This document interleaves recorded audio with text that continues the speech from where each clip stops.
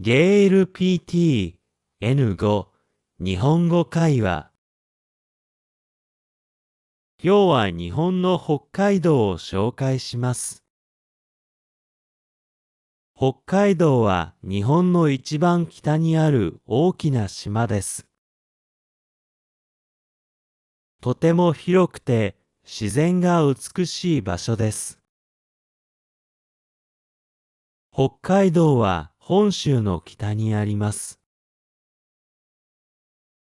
飛行機で東京から約1時間半です。とても大きな土地で、日本の約 20% を占めています。北海道は冬がとても寒いです。雪がたくさん降ります。スキーやスノーボードを楽しむことができます。夏は東京より涼しくて爽やかです。花や緑が美しく、観光にとても人気です。北海道には観光地がたくさんあります。札幌は北海道の中心の町です。雪祭りが有名で、大きな雪や氷の彫刻が見られます。函館も人気です。山の上から見る夜景はとても綺麗です。小樽は運河と古い建物が美しい町です。富良野や美瑛では、夏にラベンダー畑や色とりどりの花を見ることができます。北海道には大自然が広がっています。知床は世界遺産に登録されています。野生動物や美しい海が見られます。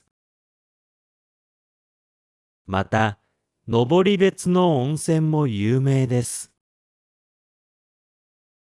温泉に入って体を温めることができます。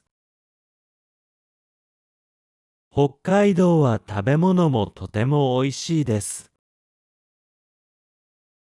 海が近いので、新鮮な魚やカニ、ウニ、イクラなどの海鮮料理が人気です。ラーメンも有名です。札幌ラーメン、旭川ラーメン、函館ラーメンなど、それぞれ違う味が楽しめます。乳製品も美味しくて、牛乳、チーズ、バター、アイスクリームが人気です。北海道は四季がはっきりしています。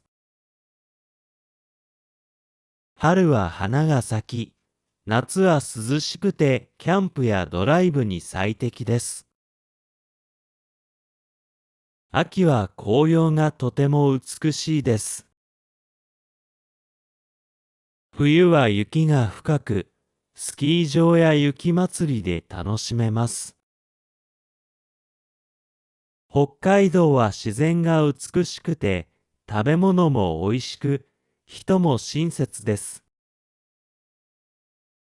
夏も冬も楽しめる観光地です。